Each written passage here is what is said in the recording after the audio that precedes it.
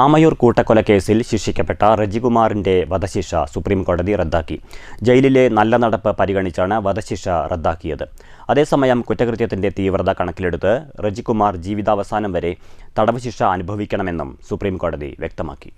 2008 പട്ടാമ്പി ആമയൂരിലാണ് മനുഷ്യ മനസാക്ഷിയെ ഞെട്ടിച്ച അതിക്രൂരമായ കൊലപാതകം നടന്നത്. ഭാര്യ ലിസിയെയും മക്കളായ 12 വയസ്സുള്ള അമലു, 10 വയസ്സുള്ള അമൽ, 8 വയസ്സുള്ള അമല്യ, 3 വയസ്സുള്ള അമന്യ എന്നിവരെയാണ് പ്രതി കൊലപ്പെടുത്തിയത്. ഘട്ടം ഘട്ടമായാണ് പ്രതി കൃത്യം നടത്തിയിരുന്നത്. കൊലപാതക ശേഷം മൃതദേഹങ്ങൾ സെപ്റ്റിക് ടാങ്കിലും സമീപത്തുള്ള പറമ്പിലും വീടിനുള്ളിലും ഒളിപ്പിക്കുകയായിരുന്നു.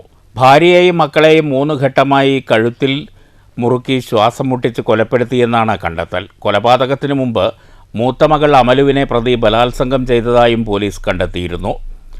2009 പാലക്കാട് സെഷൻസ് കോടതി വിധിച്ച വധശിക്ഷ 2014 ഹൈക്കോടതി ശരിവച്ചിരുന്നു. ഇതാണ് സുപ്രീം കോടതി റദ്ദാക്കിയത്. 2023 വധശിക്ഷയ്ക്കെതിരെ പ്രതി സുപ്രീം കോടതിയെ സമീപിച്ചിരുന്നു. തുടർന്ന് വധശിക്ഷ സ്റ്റേ ചെയ്തു.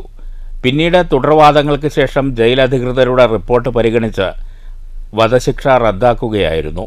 പ്രതിയുടെ 16 വർഷമായുള്ള നല്ല നടപ്പ് പരിഗണിച്ചാണ് സുപ്രീം കോടതി വധശിക്ഷ റദ്ദാക്കിയത്. പ്രതിക്കെതിരെ ബലാത്സംഗം, കൊലപാതകം എന്നീ കുറ്റങ്ങളിൽ ചുമത്തിയിരുന്ന ജീവപര്യന്തം ശിക്ഷ നിലനിൽക്കും. 2008 ജൂലൈ 8 മുതൽ 23 വരെയുള്ള ദിവസങ്ങളിലാണ് 5 പേരുടെയും കൊലപാതകം റജികുമാർ നടത്തിയത്. ജൂലൈ 8-നാണ് ഭാര്യ ലിസിയെ കൊലപ്പെടുത്തിയത്. അമന്യയെയും അമലിനെയും ജൂലൈ 13-ന് കൊലപ്പെടുത്തി.